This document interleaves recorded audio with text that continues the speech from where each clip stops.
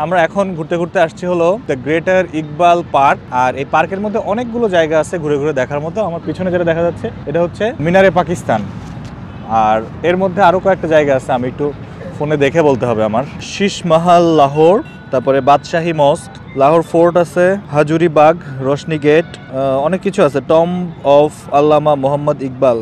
তো মেনলি এটা হচ্ছে গ্রেটার ইকবাল পার্ক, অনেক বড় একটা কমপ্লেক্স। এই কমপ্লেক্সের মধ্যে আসলে ঘুরে ঘুরে দেখার মতো অনেক জায়গা আছে। দেখি আমরা ভিতরে ঢুকলাম, সন্ধ্যা হয়ে গেছে, এখন অনেক কিছু বন্ধ হয়ে যাচ্ছে, তো দেখি এর মধ্যে একটু ঘুরে ঘুরে দেখি, তারপরে আবার খাওয়া দাওয়া করার পালা। এই যে এখন একটু কাছে চলে আসছে, এটা হচ্ছে মিনারে পাকিস্তান। আর ওইদিকে দেখলে দেখা যাচ্ছে সামনে ওই পাশে আরো অনেকগুলা কি আছে, সবকিছু এখান থেকে বোঝা যাচ্ছে যে হ্যাঁ অনেকগুলো বড় বড় আছে।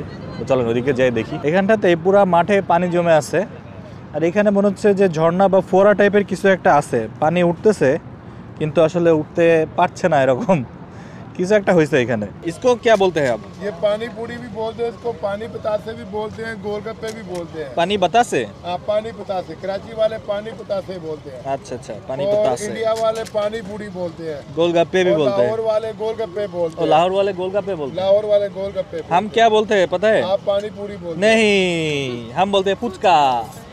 हाँ, वहाँ के नहीं है, कराची के नहीं है। कराची की, हम लोग कराची से नहीं है। आप कराची के नहीं है ना? ना। आप कहाँ गए? आप बोलो। नेपाल के तो नहीं है? नो, नहीं, बांग्लादेशी। बांग्लादेशी है। बांग्लादेशी है, भाई साहब बोल दिया। आपको कैसे पता चला? लैंग्वेज से पता चल गया। Thank you. कोला, बनाना, केले।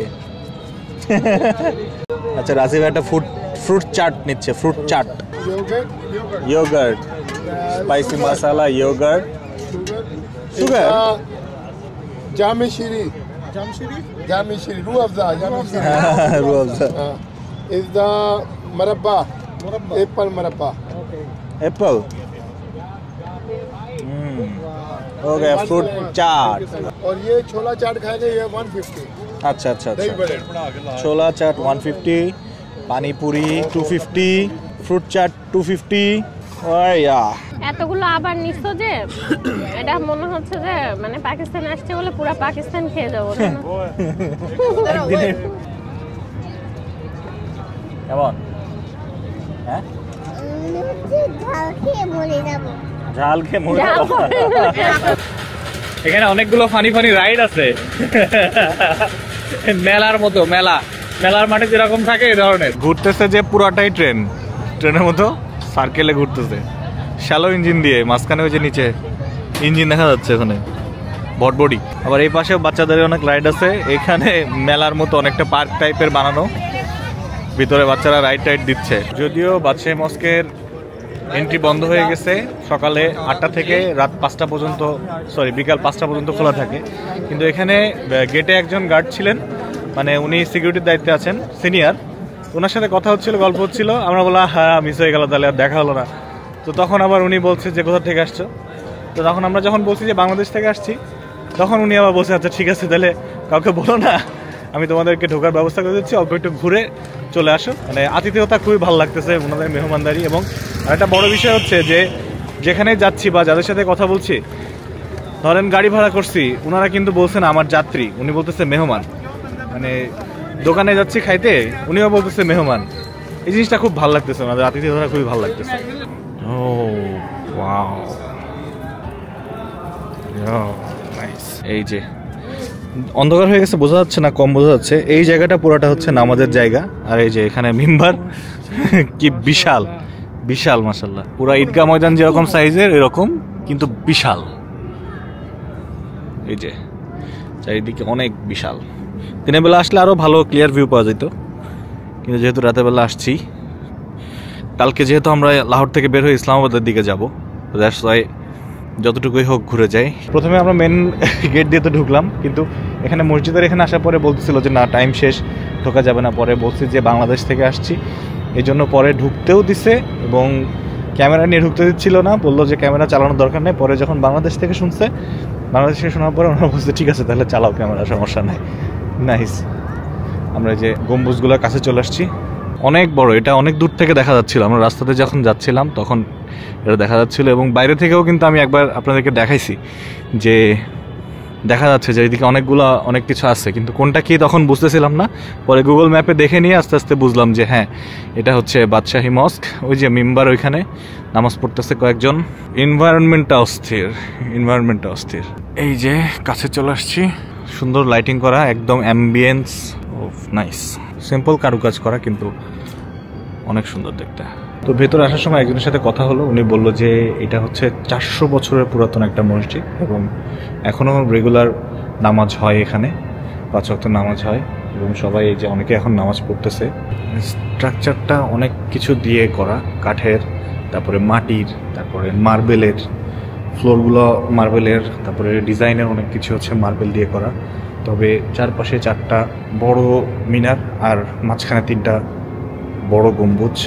স্ট্রাকচারটা ইন্টারনালি এক্সটার্নালি একদম আইকেছি, অনেক আইকেছি আর অনেক পুরাতন। সেই হিসেবে চিন্তা করতে হবে যে 400 বছর আগে এত বড় জিনিস বানাইছে এই জায়গায়। ওইখানে যেন আরেকটা কি, এখন ওটা কমিউনিটি সেন্টার নাকি ওইটাও দেখার মতো কোনো জায়গা জানি না, কিন্তু অনেক লাইটিং করা আর অনেক বুঝানো সাজানো।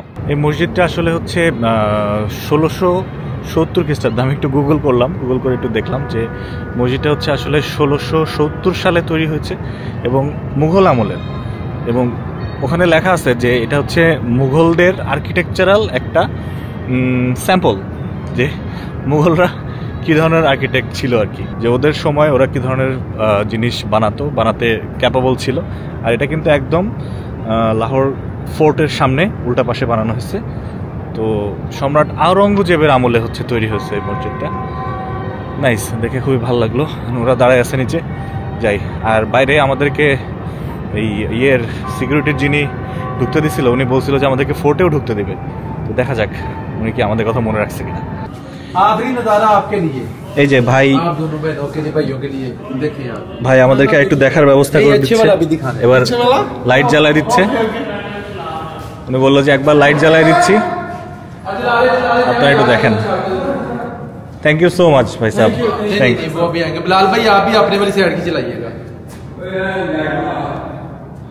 এখন ভাইয়া লাইট জ্বালায় দিচ্ছে, হ্যাঁ দেখার জন্য। এই যে লাইট জ্বালায় দিচ্ছে। আমরা কিন্তু এতক্ষণ ঘুটঘুটে অন্ধকারে দেখতেছিলাম ব্যাপারগুলো, হ্যাঁ আইডিয়া পাওয়া যাচ্ছিল না কিন্তু এতক্ষণ যে আসলে কত বড়, বিশাল। এবার এই পাশে লাইটও জ্বালাবে। এটার কথাই বলতেছিলাম কিন্তু, হ্যাঁ যে ওনাদের আতিথেয়তা, ওনারা যেভাবে আমাদেরকে মানে সবকিছুতে এক্সেস দিচ্ছে, তারপর সবকিছু ঘুরে ঘুরে দেখাচ্ছে, ওভারওয়েলমিং, রিয়েলি ওভারওয়েলমিং, দারুণ, খুবই ভালো লাগলো আসলে। এইটা ছিল হচ্ছে এন্ট্রি গেটটা। আমরা যখন ঢুকছি এখানে একদম অন্ধকার ছিল, এখন দেখা যাচ্ছে, এখন বোঝা যাচ্ছে যে এখানে আসলে কি কি ছিল। তখন অন্ধকার থাকার কারণে আসলে বোঝা যায় নাই। তো থ্যাঙ্কস টু দ্যাট গাই যিনি এটার নিরাপত্তায় আছে, উনিও কিন্তু আমাদেরকে দেখতে দিল এখন। আর যারা নামাজের জন্য আসতেছে তাদেরকে তো ঢুকতে দিচ্ছেই, কিন্তু ভিজিটর্স আওয়ার বন্ধ এখন। কি বিশাল ময়দান দেখছো, ময়দানটা অনেক বিশাল। ওরা আসলে বাইরে দাঁড়ায় ছিল, মানে প্রথমে ঢুকতে পারবো কিনা এই জন্য ওদেরকে ডাকতেও যাইতে পারি নাই, এই জন্য হচ্ছে ওরা দাঁড়াইছিল। এখন আবার উনি আমাদেরকে বললো যে যদি চাও তাহলে ভিতরে যেতে পারো। তো আবার আমরা এখন ঘুরতে আসলাম। নিয়মের খুব ভালো লাগছে, দৌড়াদৌড়ি করছে, ফাঁকা জায়গা পাইছে। মাঝখানে একটু তেড়ামু শুরু করছিল স্টলারে বসা নিয়ে, এখন আবার হ্যাপি হয়ে গেছে। সে লাগলো না জায়গাটা? এবং এই লাইটটা কিন্তু আমাদের জন্য জ্বালাইছে, জানো? হ্যাঁ, সব বন্ধ ছিল, অন্ধকার ছিল। আমরা যখন আসি একদম অন্ধকারের মধ্যে ঢুকে ওখানে যাই দেখে আসছি। পরে বেরোনোর সময় বসে যে দাঁড়ান, একটু দাঁড়ান, তাহলে লাইট জ্বালাই দিয়ে ভালো করে দেখেন, আসল নাজারা দেখলো। হ্যাঁ আসলে এরকম জায়গায় আসতে মানে ভালো লাগে, কারণ অনেক পুরাতন হচ্ছে জায়গাটা, মানে অনেক স্মৃতি নিয়ে চলে আসে।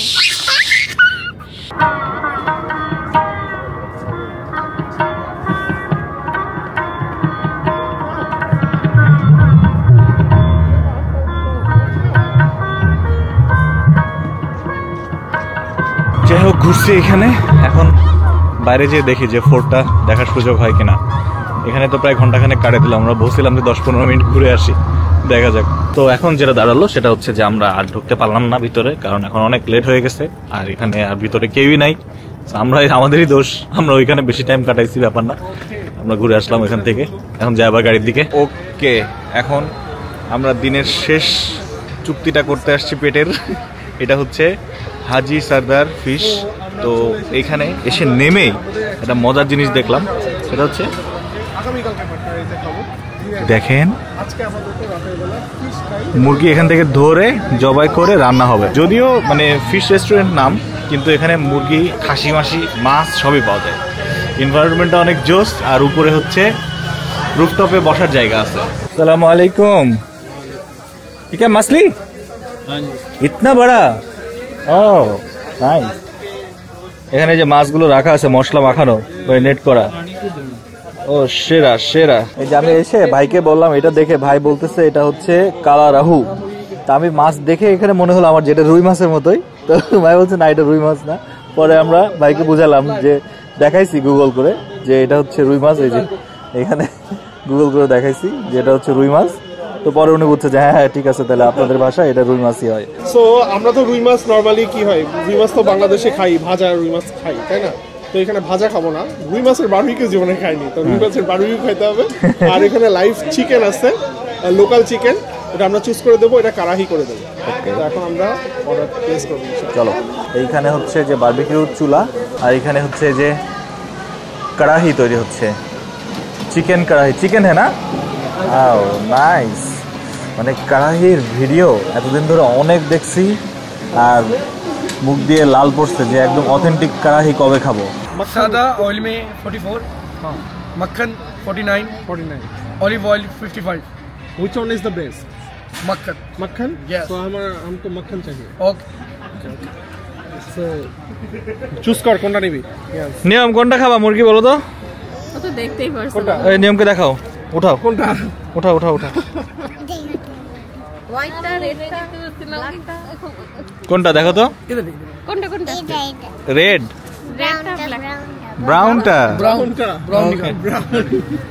দাও নিয়মকে ব্রাউনটা। আমাদের মুরগি কোনটা খাবো? ओके ये ছোটা हो गया। নিয়ম একটু বড়টা চুজ করো। ওই যে ব্রাউন এন্ড হোয়াইটটা খাই বাবা। ব্রাউন এন্ড হোয়াইটটা, ওটা সুন্দর। হ্যাঁ এটা খাই। ও এটা ডাক দিছে ভালো নিয়ম, এটা সুন্দর ডাকছে। বিসমিল্লাহ বিসমিল্লাহ আল্লাহু আকবার। দেখছো, এটা খাই আমরা। ओके ओके ओके ये वाला एक या एक और निकाल दो छोटा। नहीं, ये चिकन, एक चिकन और फिश भी चाहिए। हाँ কি ধরবো? আর ধরো না, বেশি ধরলে মায়া হয়ে যাবে, তখন খাইতে ইচ্ছা করবে না, বুঝছো? আমরা মুরগি চুজ করে দিলাম এখানে।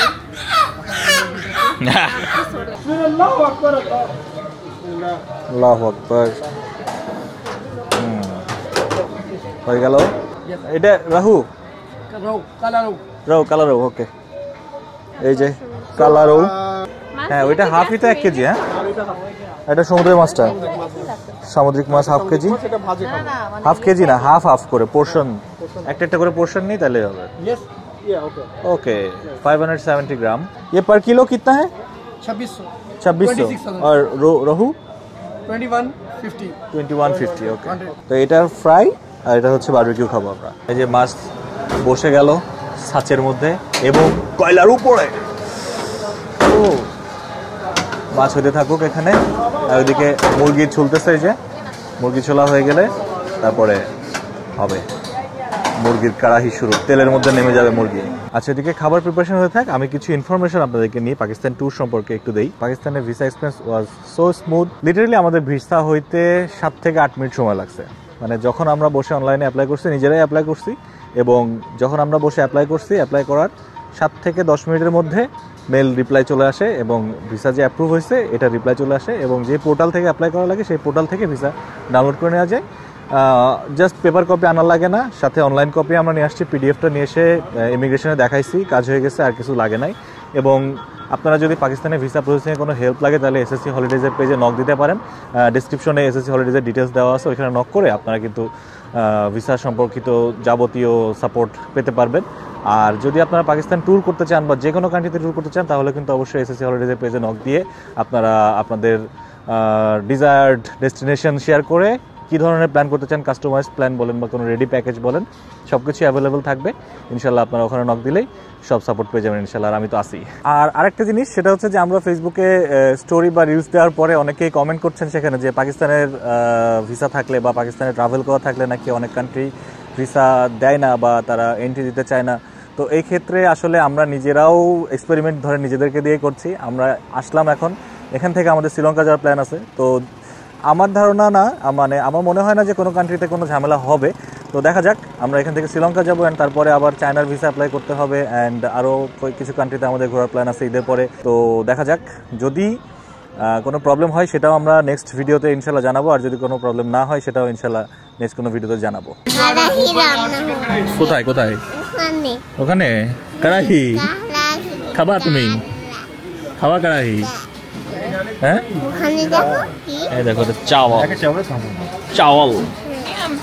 যে চিকেনটা তুমি চুজ করে দিছো না, ওই চিকেনটার কড়াই বানায় ফেলবে। খাবা এটা?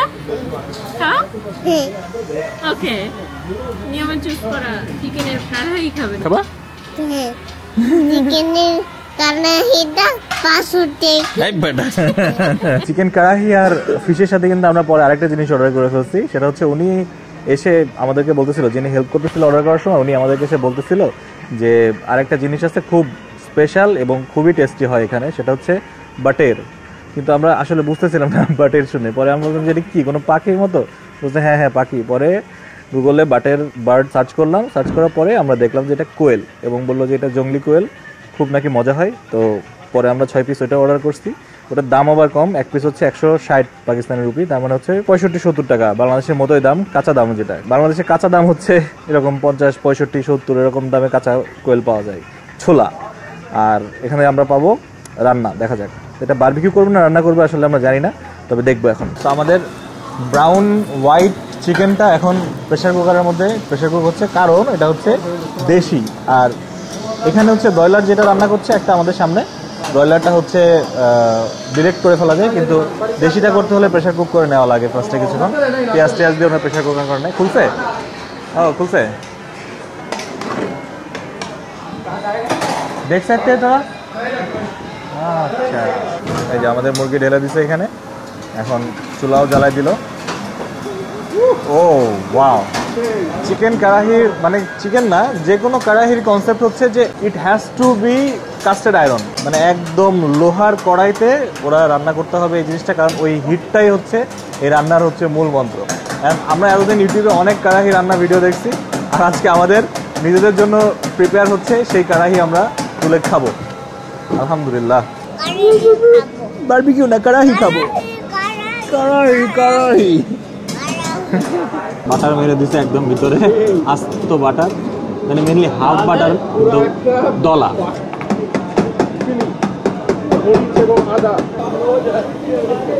আমাদের ভিডিও করা দেখে অনেক খুশি এবং একটু পর পরে হাসাহাসি করতেছে, নিজেরা নিজেরা কথা বলতেছে। একদিন में कितने कढ़ाई पकाते हो भाई साहब? हाँ 80-90 केजी। ओके, हाथ में दर्द नहीं करता सारा दिन? प्रैक्टिस हो गया, आदत हो गया, आदत। अब तो आदत सी है मुझको কড়াই পাকানে মে। তো আলটিমেটলি আমরা জানতে পেরেছি যে আমাদের কোয়েলটা বারবিকিউ হবে, অ্যান্ড জানতে জানতে বারবিকিউ হয়েও গেছে। তো কোয়েল ইজ রেডি, কড়াই রেডি হয়ে যাচ্ছে এদিকে। এই যে এখানে কড়াই রান্না হচ্ছে, এইখানে আমাদের কোয়েল শুয়ে আছে, আর এইখানে এখন মাছটা ছাড়বে তেলের মধ্যে। আরশাদ ভাই ইজ দ্য সান অফ হাজি সরদার। ওকে ওকে, আরশাদ ভাই भी सरदार है, আরশাদ সরদার মাশাআল্লাহ। এই যে সরিষার তেল দিয়ে ভাজতেছে মেনলি, হ্যাঁ পুরোটা সরিষার তেলের মধ্যে, এবং মাছ পড়ার সাথে সাথে এতক্ষণ কিন্তু তেলের ফ্লেভার আসতেছিল না, মাছ পড়ার সাথে সাথে তেলের ফ্লেভারে ভরে গেছে। কড়াই রেডি, আর আমরা এখন চলে যাব টেবিলে। কড়াই থেকে যে ফ্লেভার আসতেছে ওইটা আর এখন না বলি, ওটা টেবিলে আসুক, টেস্ট করে বলতেছি। উফ, যেই কড়াই রান্না হলো সেই কড়াইয়ের উপরেই আমরা খাবো। কড়াই না, এটা বিশাল কড়াই, উপরে বাটার আবার কুচি কুচি করে দিয়ে দিছে।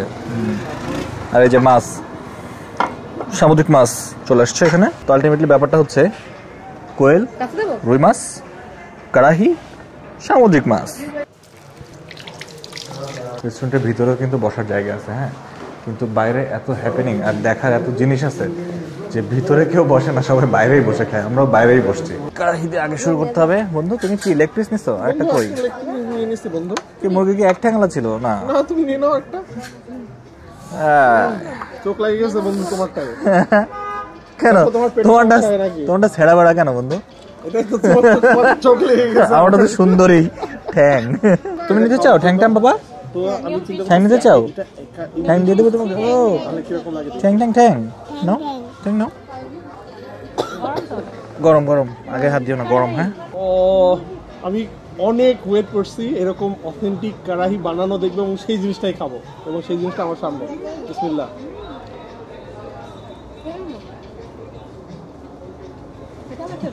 বাবা বাবা, হোয়াট? মানে দুপুরে নেহারি, এখন কারাহি।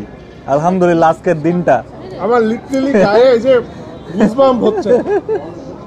মাই সুবহানাল্লাহ, কি এটা?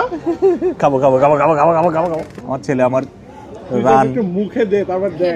ডাকাতি করে নিচ্ছে। এমন ছোট রান খাবো। মুরগির আসলে 4টা রান, 2টা হাতে 2টা পায়ে। বিসমিল্লাহ।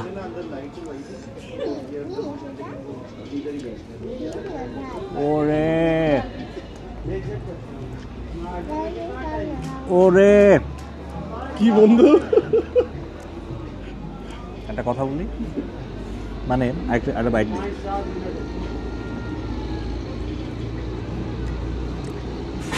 জীবনে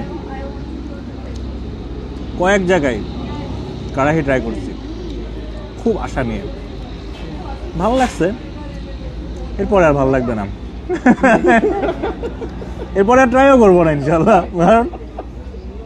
মানে এটার পরে যদি আর আমি উল্টো পাল্টা কিছু ট্রাই করতে যাই, আমার নিজেকে নিজেই পিপ পিপ পিপ পিপ। ঠিক আছে। সুবহানাল্লাহ, মাশাআল্লাহ। আর এই গ্রেভির টেস্ট কি অদ্ভুত, অস্থির অস্থির অস্থির। অ্যাকচুয়ালি সবাই কারাহি খায় নাম দিয়ে, কিন্তু এই ভাত দিয়ে আমরা ট্রাই করবো। নিয়ম ভাত দিয়ে খাচ্ছে, কারণ আমাদের পেটে একটু ভাত না পড়লে রাতে আবার খিদে লেগে যাবে। কারাহি তো বেস্ট, কিন্তু এখন যেটা হচ্ছে সেটা হচ্ছে কারাহির চক্করে পড়ে বাকি সব কিছু ঠান্ডা হয়ে যাচ্ছে। তো বাকি সব কিছু আগে গরম গরম ট্রাই করে ফেলি, তারপরে একবারে ওভারঅল সাটাই খাবো। একটা কোয়েল তুলে নিলাম। কেমন কেমন রে? বারবিকিউ চুলাতেই ভাজা ভাজা, সবগুলো মশলা হচ্ছে দাঁতে বাড়তেছে, মানে একদম মিহি বাটা মশলা না, এগুলো ভাঙানো মশলা টাইপের।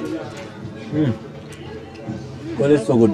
একটা কোয়েল খাতে আসলে 1 মিনিট লাগে, চাবাই খায়, হাডি টাডি সহ সব একদম ফিনিশ। কোয়েলের রান।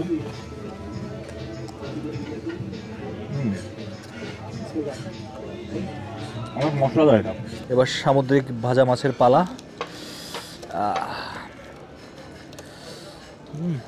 মসমসা বাইরে একদম কঙ্কালের মতো কাটা। বিসমিল্লাহ। পোয়া মাছের মতো লাগছে আমার কাছে, সামুদ্রিক পোয়া মাছের মতো একদম। মাছের সবচাইতে মেন ব্যাপারটাই হচ্ছে যে ফ্রেশ থাকলে মাছ খুব মজা লাগে, এবং মাছটা অনেক ফ্রেশ। মাছ তো এখনো গরম আছে। বাহ, নাইস, ভেরি নাইস। অনেক মোটা, অনেক মোটা মাছ, বাপরে বাপ। এখানে আসলে কারাহি রেখে দিচ্ছি ফিনিশিং মারবো এই জন্য। এখন সব কিছু আগে ট্রাই করছি। অ্যান্ড রুই মাছের barbecue for the first time. তো দেখা যাক কীরকম লাগে। বিসমিল্লাহ।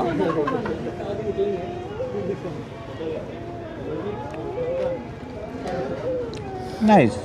লবণ লাগবে, লেবু লাগবে, লেবু লেবু মারতে হবে মাছের উপরে। বারবিকিউ অবশ্যই লেবুর সাথে। মাছটা খাবো, কিন্তু হঠাৎ করে মনে হলো মাছটা তো লেবু ছাড়া ভালো লাগবে না। লেবু মেরেই ঘটনা উল্টাই গেছে পুরো। এবং মজার বিষয় হচ্ছে যে লেবু মারার পরে, লেবু হচ্ছে একটা টক জিনিস, কিন্তু মাছটা করে দিচ্ছে মিষ্টি। এখন তুহর লাগছে, তুহর। আর এই লেবুগুলার ফ্লেভার যে এত জোস, ইন্দোনেশিয়ার লেবুগুলো যেরকম খাইছিলাম অনেকটা কাছাকাছি, কিন্তু এটা আরো টক বেশি। তোরা খুব খারাপ বুঝছিস, খুবই খারাপ। তোরা অনেক এক্সেস অর্ডার করিস, তারপরে খাবার খেতে কষ্ট হয়ে যায়, পেট যায় ভরে, পেট খারাপ হওয়ার চান্স চলে আসে। আমরা এটা নিয়ে যাই সকালবেলা খেয়ে ব্রেকফাস্ট করে বের হবো। তো যাই হোক, এখানে ভিডিও শেষ করে দিচ্ছি। বহুত ঘোরাঘুরি করছি, বহুত খাওয়া দাওয়া করছি, অ্যান্ড আর এনার্জি নাই। এখন খালি এই খাবারগুলো ভাত টাত দিয়ে রুটি দিয়ে চেটে ফুটে খাবো, যতটুকু বাঁচে ইনশাল্লাহ নিয়ে যাব। সেটা ঘুম দিতে হবে। সবাই ভালো থাকেন, দোয়া করেন, আর কমেন্টে জানান ভিডিও কেমন লাগলো। আল্লাহ হাফেজ, আসসালামু আলাইকুম। ब्लूपर्स